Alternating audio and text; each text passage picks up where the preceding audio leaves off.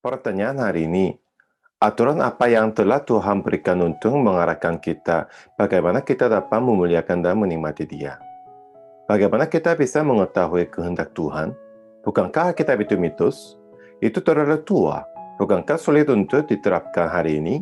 Bukankah konten yang tertulis di dalam Alkitab mengatakan bahwa kita harus hidup dengan baik pada akhirnya?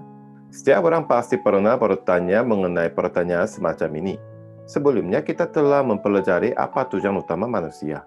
Jika demikian, inilah saat mempelajari cara melakukannya untuk tujuan itu. Tuhan memberi manusia tujuan, dan Dia juga secara khusus menginstruksikan cara untuk tujuan itu. Dalam pertanyaan sebelumnya, saya bertanya apa tujuan utama seseorang, dan jawabannya adalah Tuhan. Hari ini adalah pertanyaan yang segera menyusul di sana. Pertanyaannya adalah, jika ya, bagaimana kita bisa melakukan itu? Jadi, kenapa kita harus bertanya bagaimana caranya? Karena kita tidak tahu. Pengetahuan tentang Tuhan bukanlah sesuatu area yang dapat diketahui secara alami atau melalui pengalaman dari waktu ke waktu. Jawaban untuk bagaimana memuliakan dan menikmati di dalam Tuhan adalah manusia tidak tahu. Manusia tidak bisa tahu sendiri. Padahal, dunia suka mengklaim bahwa manusia bisa melakukan apa saja. Dengan kata lain, untuk memuliakan Tuhan dan menikmati Dia, harus ada seperangkat aturan yang Dia perintahkan untuk kita lakukan. Dan tanpa aturan itu, kita tidak bisa memuliakan Tuhan dengan benar atau menikmati Tuhan. Mengapa? Karena Tuhanlah yang memberitahu kita sesuatu. Secara umum kita mengatakan bahwa definisi agama adalah mencari sumber. Ini adalah pencarian atau pengajaran kebenaran fundamental manusia dan dunia. Dengan kata lain, subjek yang mengajar adalah manusia. Namun di sini ada premis bahwa jika manusia ingin mengetahui sesuatu, mereka memiliki kemampuan untuk mengetahuinya. Tetapi Tuhan adalah satu-satunya yang bisa kita ketahui jika Dia memberitahu kita tentang dirinya. Sejak awal, Tuhan telah mempaui alam manusia. Dan kita tidak dapat memahami semua tentang Tuhan yang tak terbatas karena keterbatasan kita. Artinya, tidak mungkin mencari Tuhan di pihak kita. Seperti orang buta yang menyentuh gajah, meskipun dia tahu, tetapi dia tidak tahu segalanya dengan benar. Oleh karena itu, satu-satunya cara bagi manusia untuk mengenal Tuhan adalah dengan Tuhan yang memberitahu kita tentang dirinya sendiri. Kita bisa mengenal Tuhan hanya sebanyak yang Tuhan jelaskan kepada kita. Mengapa kita harus menyimpan jawaban Alkitab sebagai satu-satunya aturan? Haruskah kita melakukan itu di dunia yang luas ini? Bukankah pandangan yang terlalu sempit? Mungkin pemikiran ini lebih alami dan rasional.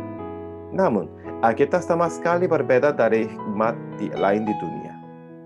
Tentu saja melalui pengetahuan tentang hukum dunia umum, sains, dan lain-lain, kita dapat sepenuhnya menyadari bahwa ada Tuhan yang menciptakan dunia bahkan tanpa melihat Alkitab. Sebenarnya, tujuan akhir dari studi manusia adalah untuk mengenal Tuhan. Awalnya manusia belajar di bawah premis bahwa Tuhan itu ada dan membuahkan berbagai disiplin ilmu. Tuhan menciptakan dunia. Saat mempelajari biologi dan geologi, arah awalnya adalah untuk menyadari dan mengungkapkan hal ini. Selain sains, termasuk psikologi dan sosiologi, hukum sosial umum, moralitas, hubungan antara manusia, cinta, dan perjumpaan. Segala sesuatu pada akhirnya harus dapat menemukan Tuhan di dalamnya.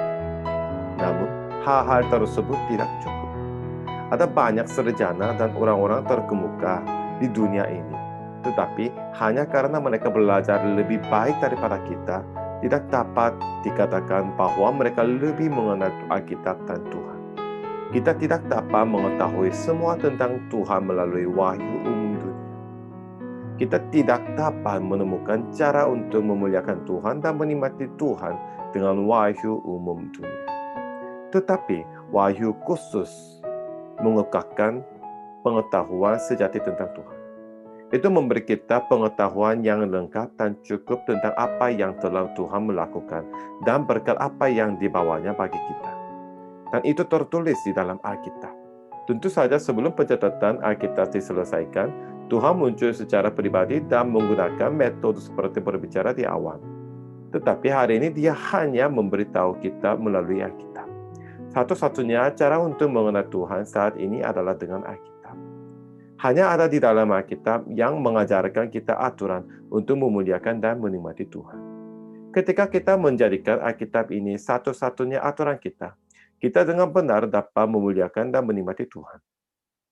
Jika kita tidak belajar Alkitab, tidak peduli seberapa banyak kita belajar di dunia, dengan standar moral yang tinggi dan dengan sopan santun, kita tidak dapat bergerak menuju tujuan utama manusia.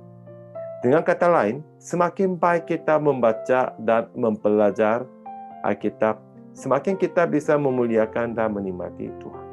Dalam pengertian itu, kita sangat bersyukur bahwa Alkitab bukanlah karya manusia, tetapi firman Tuhan. Dalam situasi yang membuat kita bingung tentang bagaimana hidup dan apa kebenarannya, Tuhan menciptakan manusia dan tidak berkata seperti ini, "Kalian hiduplah sendiri dengan baik." Jika demikian, kita tidak akan punya jawaban. Namun, Tuhan telah memberi kita aturan. Apakah Anda setuju dengan premis tersebut sejauh ini? Premis ini adalah pertanyaan dan jawaban paling mendasar dan penting bagi manusia di dunia. Bagaimana? Pertanyaannya meluap. Bagaimana cara saya menjadi bahagia? Bagaimana saya bisa sukses? Bagaimana saya menghasilkan banyak uang? Bagaimana saya hidup dengan baik? Namun, tidak ada yang menanyakan mengapa. Mengapa orang hidup? Apa tujuan manusia? Sekarang, saatnya kita bertanya. Dan kita harus siap mendengar jawabannya. Karena sebenarnya adalah anugerah Tuhan untuk mewujudkan hal-hal ini. Terima kasih.